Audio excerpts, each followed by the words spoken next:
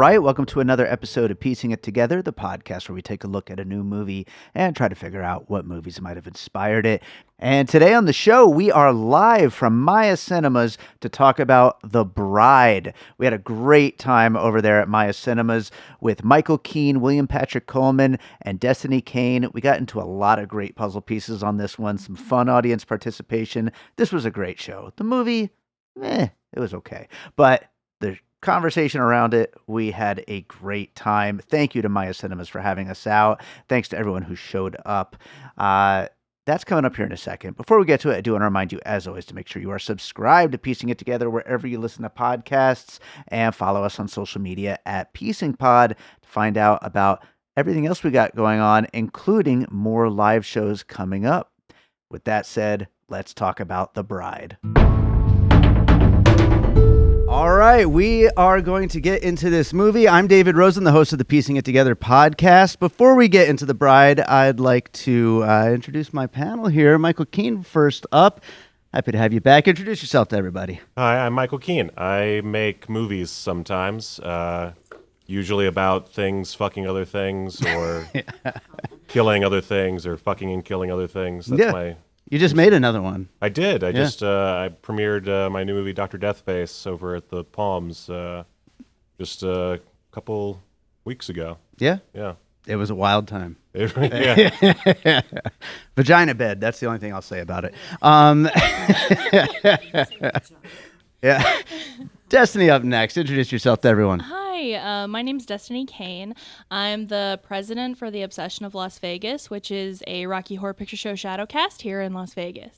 Absolutely. And so happy to have you here on this one. I knew this movie would be very over the top. And, I thought when I was thinking of people to get on this show, I was like, I should get in touch with Destiney because we had talked to you a while back on my other podcast, Awesome Movie Year, about Rocky Horror. And I thought you would be a perfect fit for this. And you were like, she loves chaos and science fiction. She'll definitely fit right in with this, right? You got it. Absolutely. So, William-Patrick Coleman back on the show. Introduce yourself. Thank you for having me back. My name is William-Patrick Coleman. I am the host of Film Buff.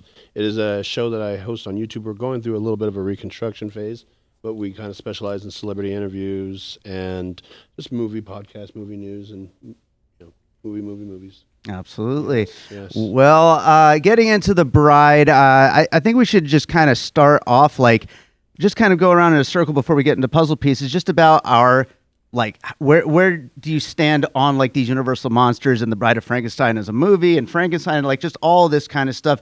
Michael, are you a fan of, these stories and all of this kind of thing? Yeah, I love, you mean Universal Monsters? Yeah. I own the Blu-ray set. I enjoy myself some monsters. I actually just redid the Mummy movies. Okay. I work for Screen Rant, and I did a video about the Mummy, and I love that era of monsters. I think Bride of Frankenstein is maybe the best Universal monster movie. That's not controversial at all to say. I mean, it's great. Yeah, it's just fucking rocks. Obviously, took a little bit of inspiration here from that. Yeah, I would say so. Maybe a little, but yeah. But I'm a big fan. Yeah, and it's interesting. We were talking, as the trailers were rolling, there's that new Lee Cronin's The Mummy that's coming out next month, which, by the way, will probably be back here at Maya Cinemas for a live show on. But between that, last year's Wolfman, and this, we're getting these, really weird takes on these characters. Obviously, after the whole Dark Universe thing just cratered, it seems like we're just trying new things with these characters. Invisible Man. Yeah, Invisible Man, which was actually really good. Yeah, I love that we're getting these oddball takes on classic monsters. Yeah. Even when they don't necessarily entirely work, it's nice to just have these fresh perspectives. Yeah. I guess if you're not going to have an original idea, you can at least put an original spin on it. Yeah, and seriously, these characters have been adapted so many times in so many different mediums, and it's it's hard to do something new with them. And so at least try something different like what Maggie Gyllenhaal is doing here. And, whether it works or not isn't exactly the point. It's more about like just trying something different. What about you, Destiney, as far as these kind of characters? I've actually I'm in the corner of having never seen the original Bride of Frankenstein. Okay. But I am very familiar with the book, and Mary Shelley and all of that. So I was very curious to see what time period they would choose for this and how they were going to take Frankenstein's creation and how they were going to handle. I assumed with this being a Maggie Gyllenhaal film that this was going to be a stroke of feminism. Mm-hmm, sure. So you're welcome for being your token woman. Needed one on the panel, absolutely. Couldn't do it without you. So there you Gotta go. have at least one bra. Yeah. William, how about you? Stroke of feminism. As far as Universal monsters go, I'm Dracula through and through. I'm a big Dracula guy. But there's like four main ones, right? There's Mummy, there's Wolfman, and there's Frankenstein, and then there's kind of these small ones. Like, is the Swamp Thing one of them? Or? No, Creature from the Black Lagoon. Creature from Black. Yeah, Creature from the Black Lagoon and Mummy are the two kind of outliers. Yeah, out of all of them, the one I'm least familiar with would be the Bride of Frankenstein. To be honest, this would be one of the first interpretations I've seen of the character. All right, Yeah, cool. the idea. Yeah, I mean, they're all cool, and they all kind of have, like I said, so many different versions and along the way, and like some of them are scarier, some of them are kind of hokier, so they just kind of go all across the board. I mean, and then we get in all like the kind of crossovers and that kind of stuff. So really anything can happen with these kind of things, and that's why it's cool to see something unique, different spin on these. But getting into the show, what we do here is we talk about a movie through the lens of what movies might have inspired it, and we call those puzzle pieces. I'm going to go with my first puzzle piece here to just kind of kick this thing off, and I feel like the one that kind of stands out the most for me is Joker Folie A Deux, the sequel to Joker, which just crashed and absolutely burned when it came out a few years ago. But I'm not going to say I liked it, but at the same time, I liked the idea of it. I liked the idea of just like a big fuck you to its own fans, first of all. And second of all, just taking these characters and just making this big, broad, audacious movie musical throwback kind of thing. And I think that's exactly what Maggie Gyllenhaal is doing here. Also to, mixed success as far as like what happens in the movie. And there's things about the movie I really like, things about it that I didn't like. But what I absolutely loved is both of these lead performances, the musical number in the middle of the movie, and that's practically exactly what I'd say about Joker Folie A Deux. So did that come up for any of you guys as well? That was actually on my list. Yeah. I also read Letterboxd. Who said that? Yeah, everybody Really? is making the Joker connection. Nice. And it's weird, like, I have bad taste. I really liked Joker Folie A Deux. Hey, that's fine. Hold on a second. You're not the only one. I actually liked it as well. All right. And we might be the two only people in the world that Probably. Yeah, but Like, without an asterisk, at least. Yeah, I mean, that's a whole different show, to be honest with you. but it is interesting. Both of them, I feel like, could benefit from more musical numbers. Right, totally, 100%. Like the best part of this movie is the musical number in the middle. Same goes for Joker Folie A Deux. It's like the best part of the movie is the big dance sequence, the prison break. So I can definitely get behind more musical numbers. yes, 100%, 100%. Well, Michael, let's go to another one from you. Well, I know we're not allowed to use Frankenstein or Bride of Frankenstein because it's obvious and all that jazz. No. Semi-obvious, but less so. Young Frankenstein. I wasn't necessarily expecting they do the Frankenstein versus Frankenstein bit Sure. to a less humorous degree. And then was it Putting on the Ritz? Yeah, when it they, was Yeah. smacked Okay. in the face, I wanted to like make it sure was I wasn't crazy. Uh-huh. So that stood out to me as kind of a bonkers pull from Maggie Gyllenhaal. Yeah. Was it like? Do you think she considers that Easter eggs? Like, what is she doing there when I she? don't necessarily know if she considered. Did that not kick off the musical number? Yeah. Yeah, it did. Yeah. I'm wondering because Maggie Gyllenhaal's been in the business for a long time, and that can kind of screw with your brain chemistry a bit. And I am wondering if maybe she thinks it is an Easter egg because it is a very in the moment, very obvious thing. Yeah. Yeah. And it's one of the most popular comedies of all time. It's hard to miss. Yeah. Absolutely. Well, Destiney, let's go to one from you.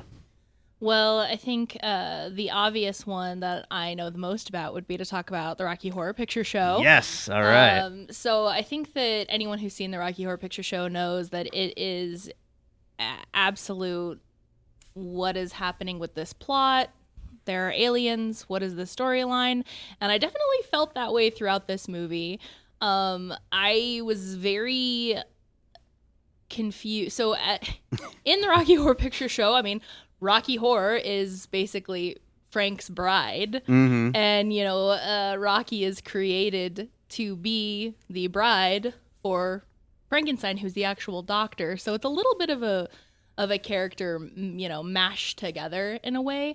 But I do sense the idea. I was surprised when Frankenstein's creature, I guess we'll just call him Frank since that's what Frankie. she calls him throughout the movie. Yeah. I was surprised when he was like, whoa, she's too pretty. We need to give up and try again. And that was an interesting take. And I think that the fact that she was so pretty, I think, is one of the things that really reminded me of Rocky Horror, because there is a lot about her character that is traditionally attractive. Yeah. And you see that because multiple people go on to essay her throughout this film. That seemed to keep happening over and over again. And I was a little bit confused about what direction we were going with that essay.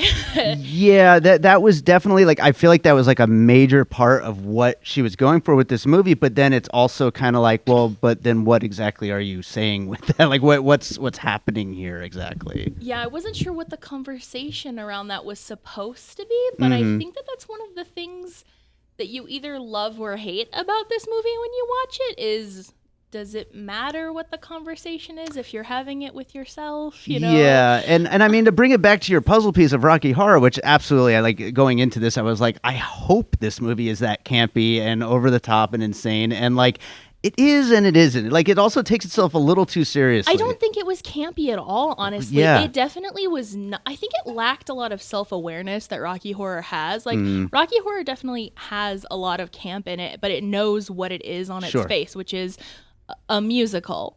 And the storyline isn't really supposed to, you know, do a whole lot, where this one took itself very seriously. Yeah. It was very intense, but then like would do little like break fourth wall winks at you here and there, and I was like, I wasn't sure what part the audience was supposed to have in this film. Yeah. See, I thought that there was camp to it in that old what's her name? Oh shoot, the lady that defined camp, and I'm blanking on her fucking name like a loser. You almost had a great point there. I almost had a great point, but so close. but basically the way she defined camp was that it was unintentional, and that it can't be intentional. Right. Then that is true. It's really difficult for a movie to do it on purpose. Yeah, and I disagree with that sentiment, but it did feel like there was that classic case of camp here, especially with the Mary Shelley thing, where it's just this very over-the-top sort of self-aggrandizing almost concept, where it's very impressed with itself. I think that's the big. If I had one big negative takeaway from the movie, which I thought it was pretty good, is that it does feel like it's so in love with what it's done, and it's so sure that this is going to work, and it's so sure that this is going to be iconic, to the point that it even has like the sort of cultish reaction to the bride within the film. Oh, another Joker. Another parallel. Joker thing. Yeah. So yeah. So I semi disagree, but also I do wish that it had that Rocky Horror sentiment. Yeah. I think it could have done with a little bit more comedy. Yes. Because it was so serious. Like, it was like I wanted to laugh, but I wasn't sure I should. Yeah. Yeah. Yeah, there's like 2 or 3 jokes in the whole thing. It needed a lot more of that. That would have like really made this like that musical number was the best part. The best part. I was like, I don't even know what's happening, but this I like. This I'm into. William, let's go to one from you. Well, visually, and we were talking about adaptations and different adaptations and creative adaptations. Well, William Shakespeare's Romeo and Juliet comes to mind. And I had this plan before they said the fucking line in the movie, so I was kind of bummed out about that when they did the Never Is There More Woe than this of Juliet and Romeo. line, but I'm such a Baz Luhrmann nut. And there's actually a handful of Baz Luhrmann movies that kind of, I feel almost a shadow, like Great Gatsby. I see some Great Gatsby in there, especially the musical numbers. But when we're talking about adaptations and finding creative ways to update those adaptations, Romeo and Juliet comes to mind right away, especially visually. Yeah. It's in your face, at least for that first hour there. Kind of slows down after that, but that was one of the ones that before I came into the movie, researching the marketing and watching the trailers and promos and whatnot, visually that connected with me to anything really Baz Luhrmann. I feel like I brought up Baz Luhrmann before in this show. I think you might have, yeah. But I mean, his style is so over the top and so like iconic, and like it is a thing that people are striving for. Yeah, I think that somehow they want to connect to this idea of flashy in your face and kind of. I even brought up Elvis as a puzzle piece once, so I mean, his stuff definitely. So I'm going to go to, speaking of the Mary Shelley stuff. I'm still trying to figure out a way to wrap my head around what this movie thinks. Is Frankenstein the book? Does it exist in this world? Like, what exactly is happening? I was thinking of Shadow of the Vampire, the movie with Willem Dafoe as Max Schreck playing Nosferatu, and like the whole like. Fourth wall, like I don't even know what you call that, but like the whole meta-ness of it all, and like, is this character the character from The Thing that we're watching The Thing of? Like it's a lot of layers going on here, and I'm not quite sure the movie has a handle on what layers are which and how it goes. Maybe throw Inception in there as a puzzle piece too, like where you're just kind of lost. I'm like, where are we exactly in the universe of this movie? Did any of you get any kind of anything there? Like from where we are, like is Mary Shelley? Does Frankenstein exist in this? I took it as the book doesn't exist. Yeah, I took it as this is. I took it as this is a world being dreamed up by Mary Shelley's ghost as a sequel to Frankenstein, like she basically says in the opening. Although that I don't know that entirely holds water. Yeah. It's so hard to like kind of figure out what exactly was intended there. This really, I mentioned this before we started. It kind of feels like there's ideas from a first draft that should have been nixed at some point.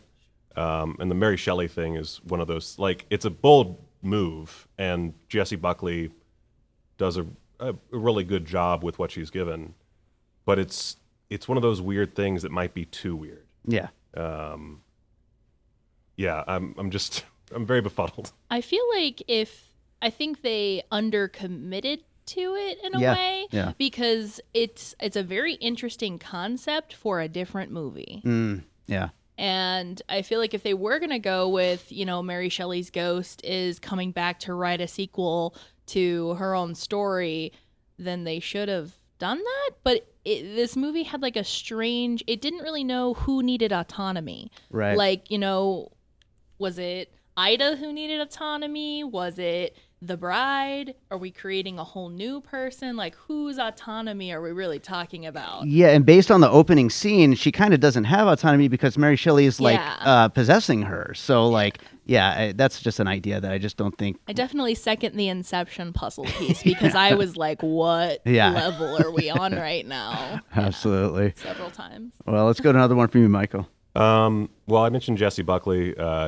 She does an amazing job. I still haven't seen Hamnet, by the way, and I wasn't too interested. But the more Jessie Buckley I watch, the more I'm like, I need more Jessie Buckley in my life. She's great. I didn't really love the movie, but anyway. I would say Beast from 2017, I believe. Okay.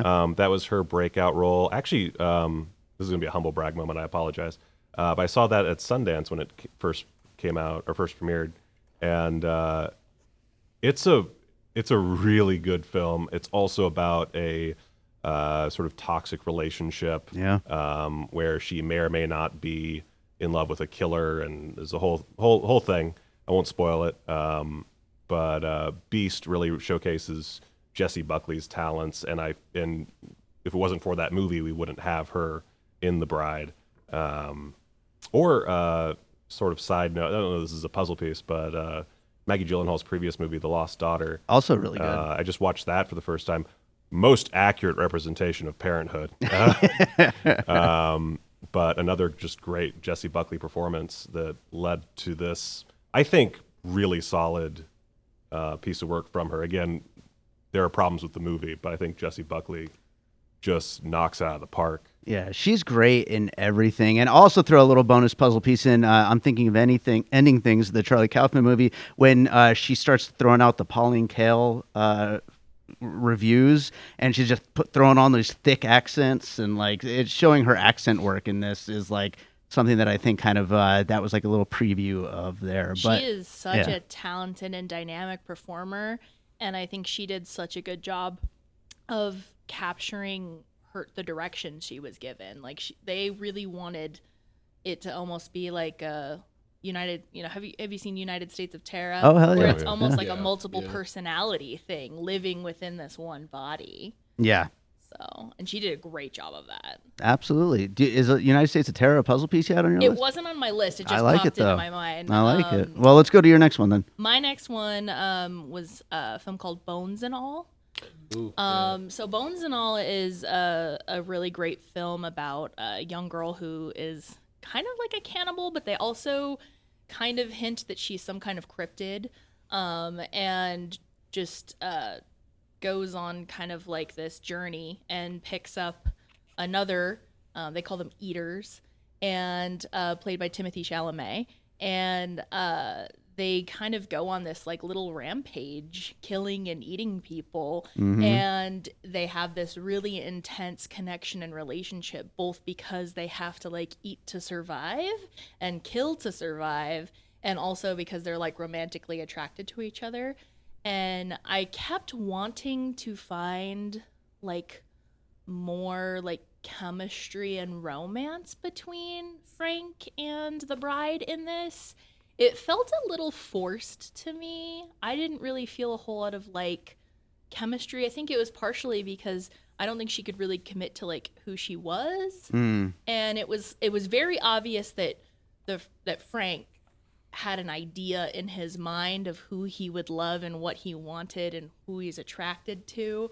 And I don't really think who she was fit that. So I was surprised when they actually ended up having like a romantic connection and very questionable sex scenes in this movie, if you can call it that.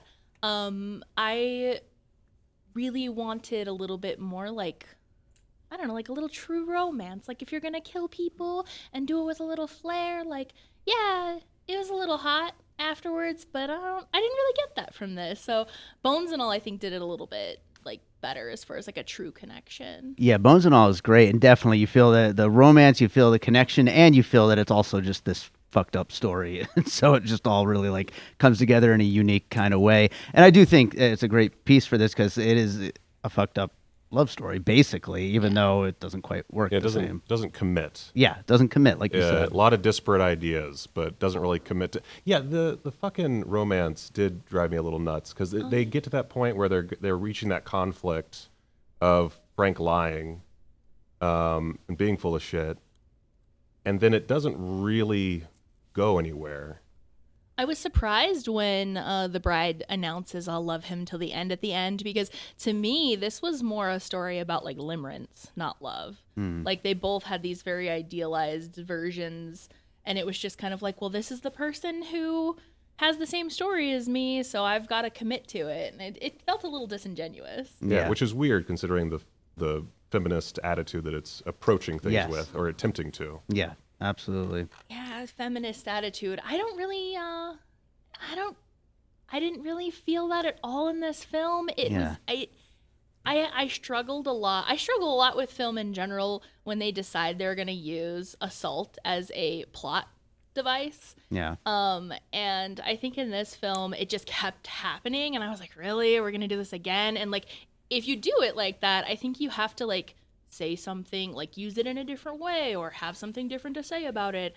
And I think it was just the same thing over and over again, where it was just like re-victimization. And like, I don't know if it was really even used in a way that made sense for her character to like justify her actions in killing other people. Mm-hmm. And I think it also had a little bit to say about like you know, the man's role in protecting his woman, and that felt a little weird. And also the relationship between the detective and the real detective. That whole thing was That weird. was strange. I wasn't sure what to make of the B plot with them. Yeah. And what their actual role is. And then when we find out that he knew her from her previous life, I was like, oh, that's why you exist. Yeah. And then we're not going to explore that either. Not one bit. Not one bit. We got to we're have the done with mafioso Maggie. scene. We're done with Maggie Gyllenhaal's husband. He needs to move on to another project, so Yeah. he's going to go leave the movie. It is nice to see him, though. I used to love that guy, and he just hasn't really done much lately. Old Petey Sarsgaard. Yeah, that's right. That's right. William, let's go to another one over there. Well, usually in these movies, you have like love on the run. The couple are at the same level of importance in the story. Usually, it's all equal. I didn't feel like this was equal, even though you have Christian Bale in this thing. It's really just Buckley's show, and she is good with what she's given. By the way, I agree with you on Habnet. She's fantastic in it. The movie's whatever. She's probably going to win. Oh, yeah, I think. definitely. And I think this is a really good movie to be releasing before her win, just to show her talents. Sure. But I can't think of another movie where the love interests are not the same level. So just to kind of take every one of these ideas for these movies that you have, Love on the Run, and just go back to the original Bonnie and Clyde. Yeah. Which I kind of just discovered for my first time the other week. I watched it. Warren Beatty, Gene Hackman's in. I didn't know that. Gene Wilder's in it. I didn't know that. Gene Wilder's in it. Wilder's in it. Yeah. And great movie, 1930s as well.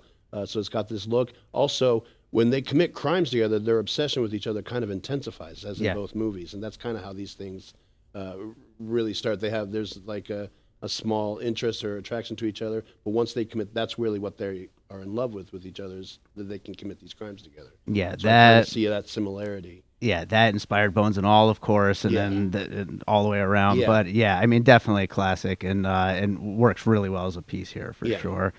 I'll go with one more.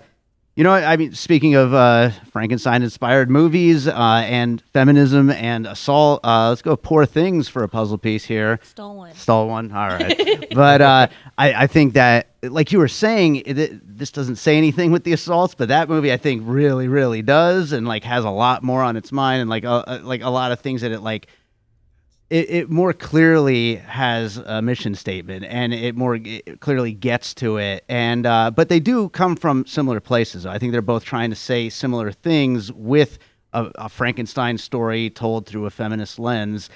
So you had it on your list as well. You were going to bring it up? I did, yeah. I think Poor Things did an excellent job of getting its message across in a way that had a much easier to follow plot line. That too. Yeah. I think the thing that I love about Poor Things and why I was going to bring it up is because, you know, she is created and she has this like very childlike wonder about the world, but she's immediately sexualized. Yeah. Like immediately. And instead of it turning into like ooh, isn't she dirty? Don't we think that that's dirty? It's like, oh, this is a tool. This is how women have to like make their way through the world, and it kind of gives her more agency.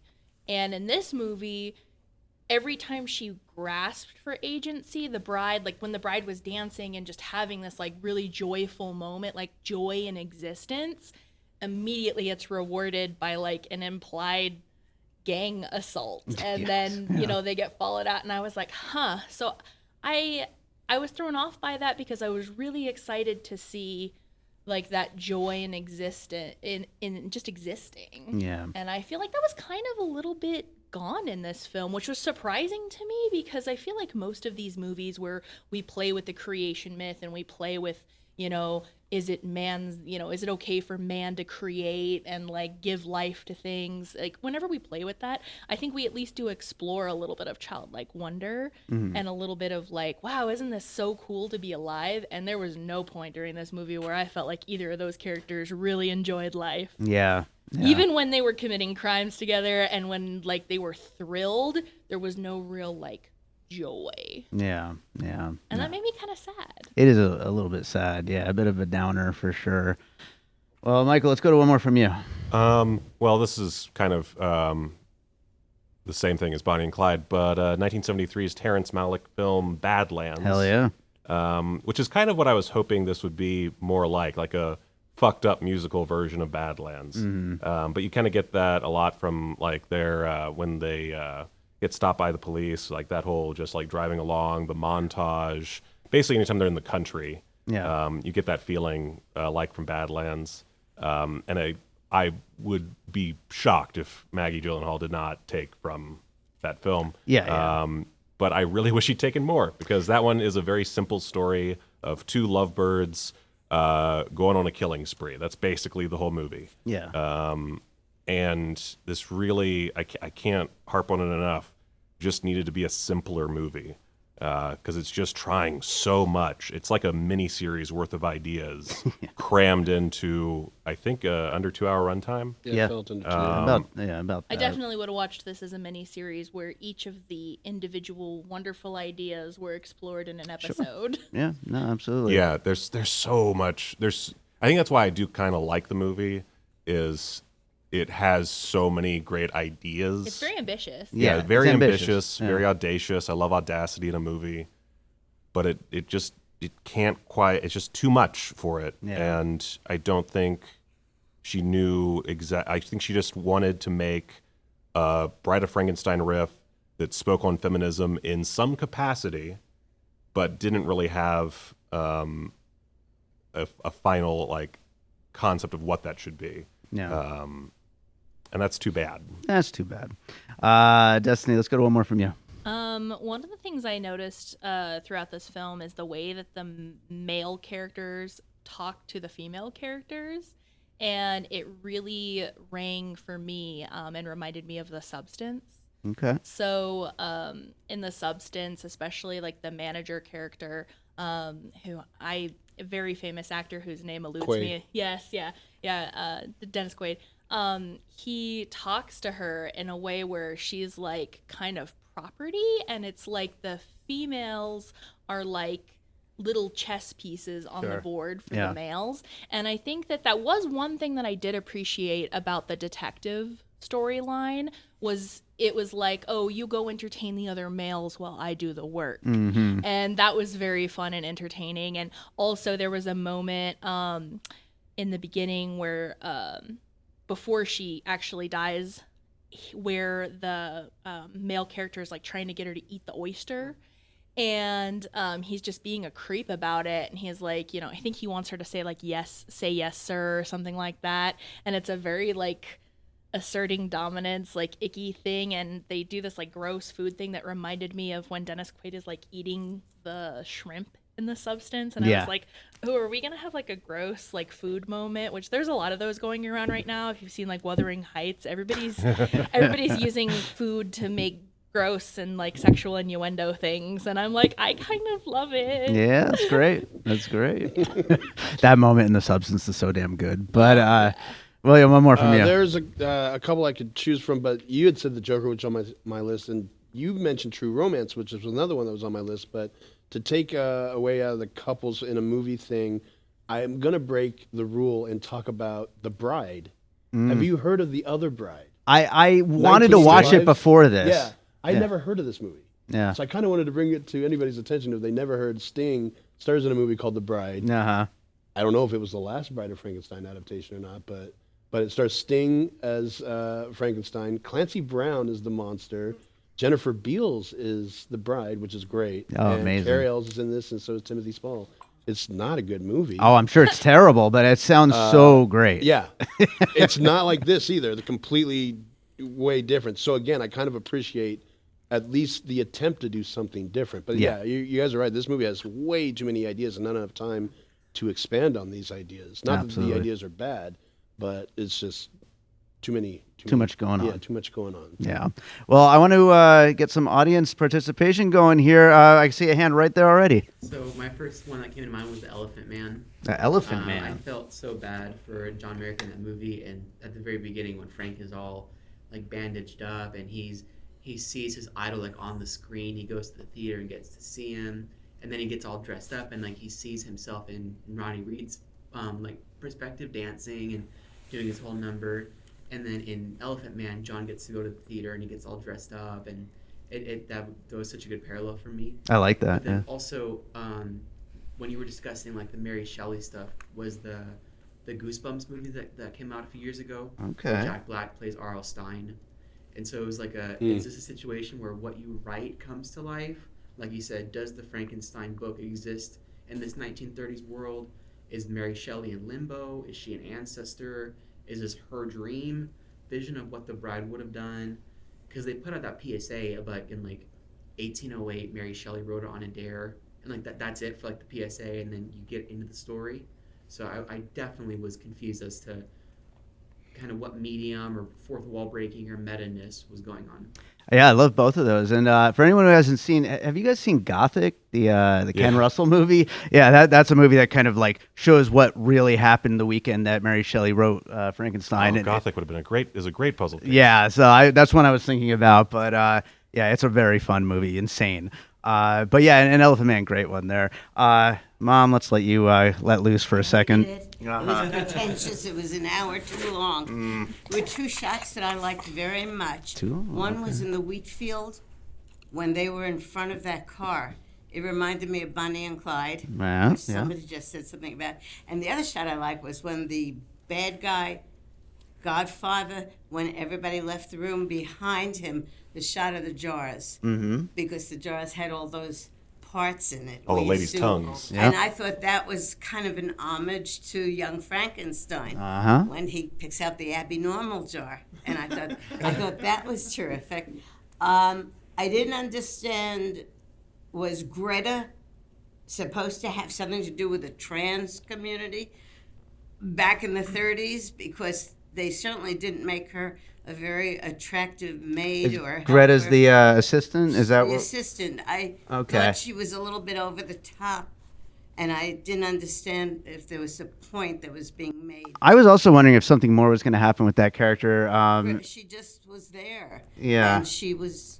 I thought it was interesting that she had the I was gonna say, I noticed that splatter too. on She her has the cheek. mark. Yeah. Like she was like a Yes. follower of the bride. I was like, that didn't make any sense. Yeah, is she a follower? I thought maybe they were going to reveal that she's also a monster, and That's like what I that thought they the were doctor's That's been what I making was more wondering, monsters. If she had been a former experiment. Oh yeah, I think she's just supposed to be like a Igor-esque maid character Oh, okay. who joins the movement, because that's like, we kind of touched on it. There's like this whole feminist movement, feminist, strong air quotes, meant to be a feminist movement, where they're all putting on makeup to look like the bride because she killed some dudes. Yeah.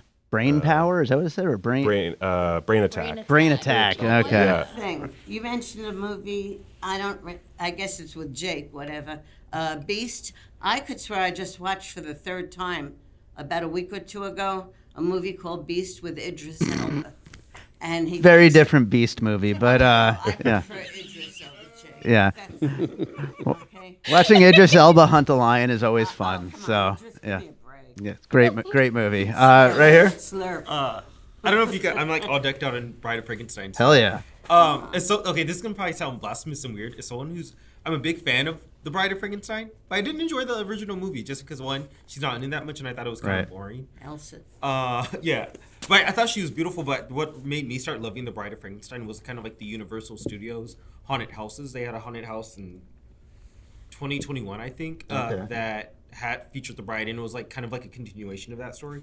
That's why I loved it. But I also love The Bride of Chucky, which kind of like hearing Hell you guys yeah. talk about. I was almost. That's what my honorable I was mention gonna is. say, That so crossed my hearing you guys mind. talk about it, kind of like this made me realize this kind of did feel like a lot more like interesting than the original one. But I was like, listening to you guys, I was like, this is kind of like what Bride of Chucky was. Yeah. But kind of hearing someone say like they should have been more turned on with each other, I think that was an idea that they maybe could have taken. Because in the Bride of Chucky, they do get turned on more and more. Like Sure. Chucky with his classic murders, and then Tiffany with her like new age murders kind of coming on. Because I think that would have been a cool thing to add in this movie, to kind of like see them like have like her as a new monster and him as an old monster kind of coming together and seeing how life was. And I don't think Fantastic. he really talked about like his experience of a old monster. She didn't really talk about her experience as a new monster. Yeah, I love that. And like, first of all, I love Bride of Chucky as a puzzle piece here. That's freaking fantastic. But back to talking about the original and the fact that she's only in it for those like 3 minutes or something Yeah, like right that. at the end, yeah. Like that's got to be the main over all of the ideas and the feminists and like all this stuff. That's got to be the main reason for this movie to exist, right? Is to like give the Bride of Frankenstein her own actual movie where she's in the whole damn movie. Like I feel like that probably is, even though we're not going to like say, oh, it's inspired by the Bride of like it is inspired by, let's make the real Bride of Frankenstein movie real in air quotes. Do we all kind of agree on that statement? Yeah, I mean, the original Bride of Frankenstein, it's more Dr. Pretorius's movie than anybody else's. Right, yeah, totally. Which is why it fucking rules. But yeah, it does feel like there's that attempt to make it about the bride. Yeah. And then for some reason throw in all these other fucking Right, characters. and then throwing all the other shit. I do feel like this movie did a very good job, both with Jessie Buckley's performance and like with the writing of the movie. They just had so many great ideas for the bride. Yeah. That it was definitely the bride's movie. The Yes. whole Yeah. like commanded the presence was just really.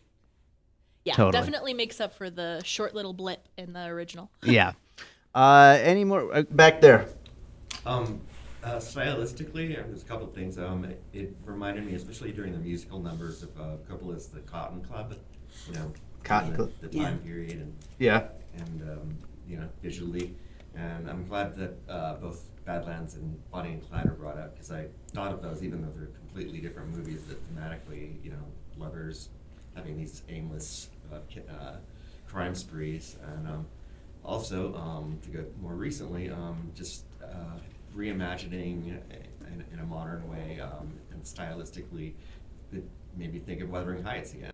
Wuthering Heights, which we just did a show on here, and she loved, which was a fun movie. And yeah, like stylistically though, yeah, like I think that there's some like ideas of making like big, bold, audacious filmmaking, which is something that we all were hoping from this movie. And you know, there's things we liked and things we didn't, but that's definitely something we liked about it. One more up there.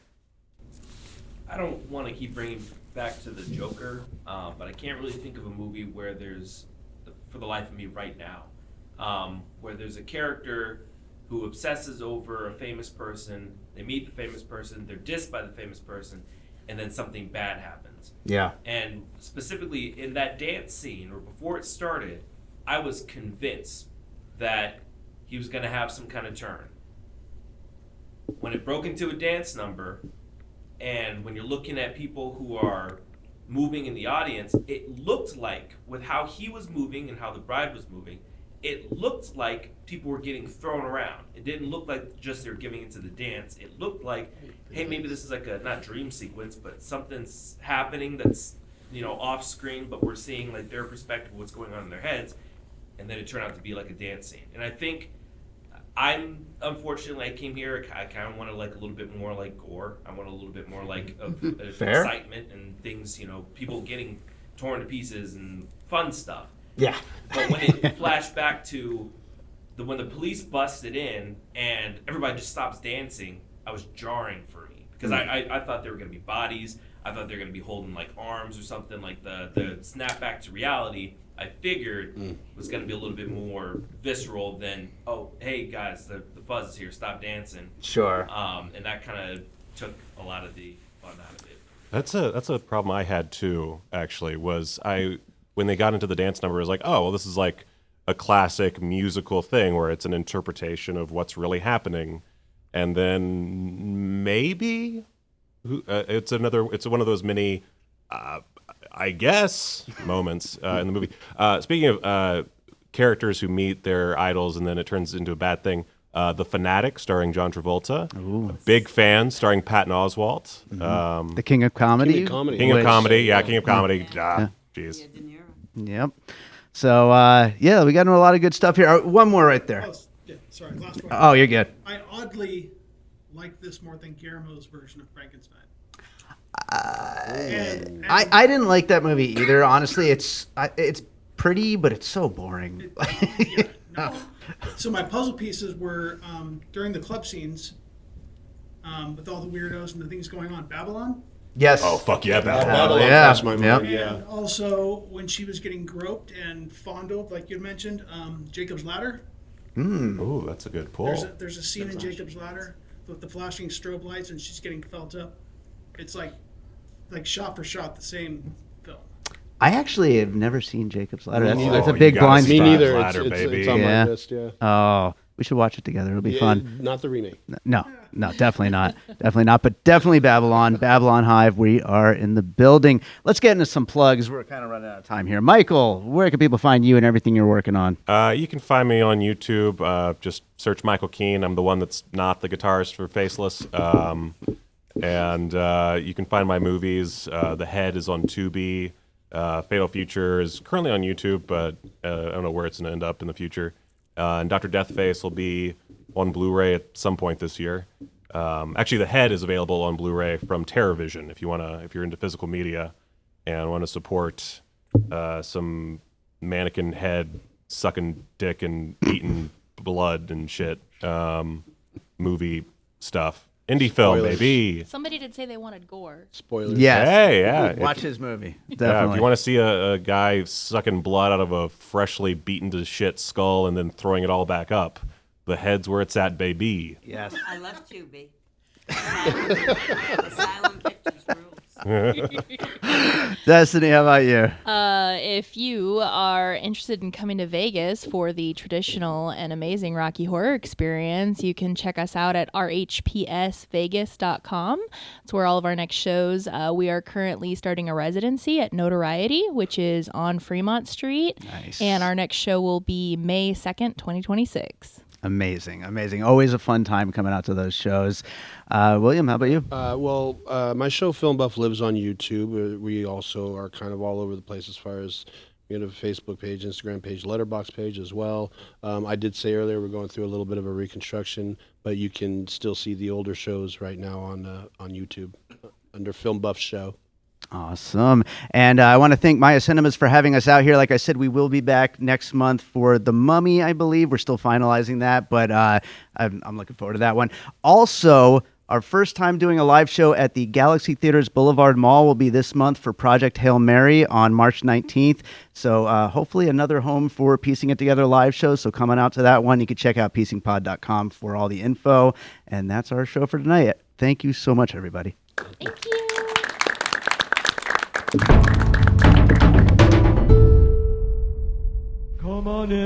Hi, this is Wax Trax Records here on 2909 South Decatur. We buy all your old 45s, your old albums, any type of music memorabilia. Also, we sell music memorabilia, albums, CDs, and a lot. Come on down to Wax Trax, 2909 South Decatur, or give me a call at 702-362-4300. Thank you very much. All right, so I hope you enjoyed that conversation about The Bride. Thank you to Michael Keene, William-Patrick Coleman, Destiney Cain, to Maya Cinemas, to everyone who showed up at Maya Cinemas. We didn't get this one confirmed until literally last minute. Like, it was Monday. This show was on Thursday. We got it confirmed Monday. So just a few days to get the word out. And people showed up, and I'm very, very happy about that. So thank you to everyone who showed up, and thank you to you for listening. If you're enjoying Piecing It Together, make sure you are subscribed. We got a lot of episodes on the way. At the time that this is going up, our Oscars special will be up later this week, but then we got plenty of other episodes coming up. And if you follow us on social media at Piecing Pod, you'll find out about everything we got going on, including more live shows like our live show at Galaxy Theaters Boulevard Mall on Project Hail Mary on Thursday, March 19th. You can win tickets right now at piecingpod.com. We'll be announcing another show at Maya Cinemas very soon, but if you want to see us live at a movie theater, it's just 2 weeks away. We will be at the Galaxy Theaters Boulevard Mall for Project Hail Mary. It's going to be a fun one. So check out piecingpod.com to enter to win tickets and to find us on all the socials and everywhere else you want to follow us. So let's close this out with a piece of music like I always do. And I'm going to play a piece from a horror film score that I did a few years back called Daisy. This and a whole bunch of other music is on a soundtrack album I released called Beater, which is a compilation of a whole bunch of films that I scored for director Chris Johnson, including this one, and of course the title film beater. But lots of great music on this, and this feels like a good fit for The Bride of Frankenstein because it is about a killer lady who is killing people. So let's go with that, and we will be back with more Piecing It Together real soon.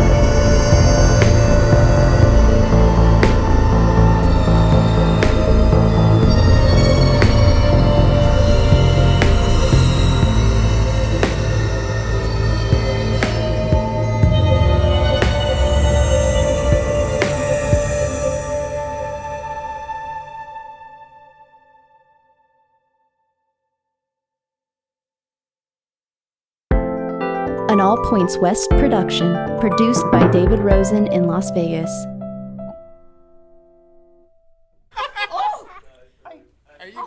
I got to start recording right now so I can get all of it. Yeah, absolutely. I'm puking. Mike, oh yeah, just testing. Try just not to lick it off your neck, okay? I threw up Vegetable 5 sauce. times till the end